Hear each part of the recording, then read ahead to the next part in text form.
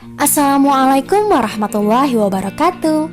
Saya Putri Novitasari, saya mahasiswi dari Universitas Pancasakti Bekasi. Kali ini saya akan mengumpulkan tugas kuliah saya dengan mata kuliah perkembangan peserta didik oleh dosen Pak Burhanuddin.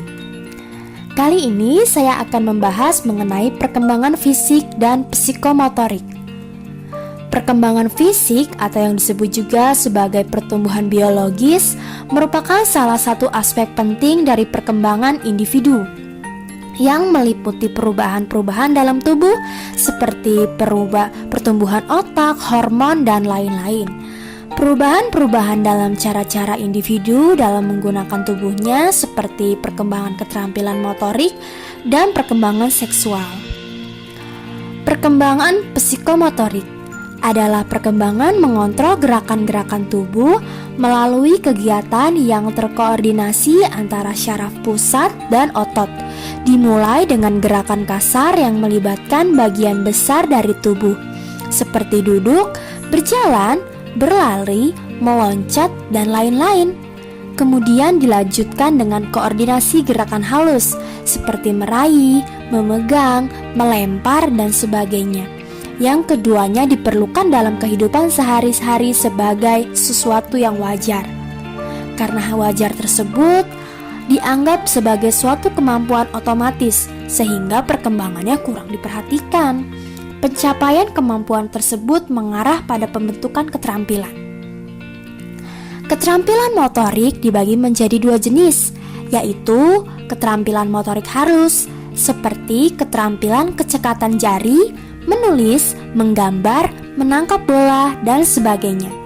Dan yang kedua, ada keterampilan motorik kasar, meliputi kegiatan-kegiatan otot seperti berjalan, berlari, naik dan turun tangga, melompat, dan sebagainya.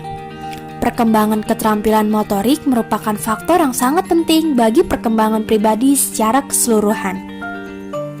Pada perkembangan peserta didik, perkembangan fisik motorik memegang peran yang sangat penting sebab proses tubuh perkembangan anak akan mempengaruhi kehidupan mereka pada masa mendatang. Selain itu, mempengaruhi aspek perkembangan yang lainnya, misalnya perkembangan kognitif, sosial, dan emosi. Bukankah selama ini kita kenal peribahasa, di dalam tubuh yang sehat terdapat jiwa yang sehat?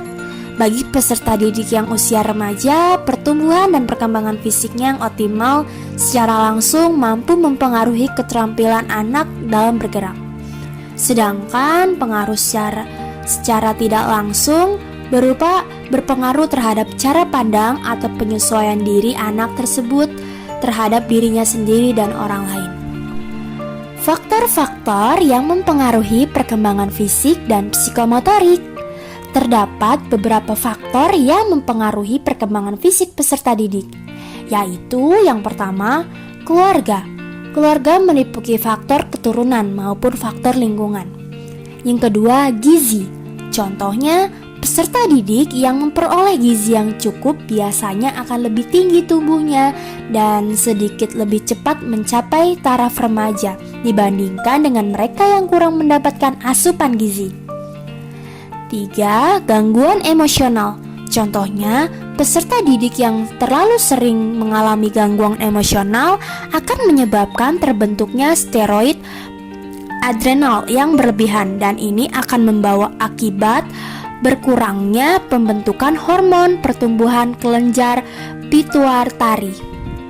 Yang keempat, jenis kelamin. Contohnya, peserta didik laki-laki cenderung lebih tinggi dan lebih berat dibandingkan peserta didik perempuan. Yang kelima, status sosial ekonomi. Contohnya, peserta didik yang berasal dari keluarga dengan status sosial rendah cenderung lebih kecil daripada anak yang berasal dari keluarga yang status sosial ekonominya tinggi. Yang keenam, kesehatan. Contohnya, peserta didik yang sehat jarang sakit, biasanya akan memiliki tubuh yang lebih berat daripada anak yang sering sakit. Ketujuh, pengaruh bentuk tubuh bangun atau bentuk tubuh.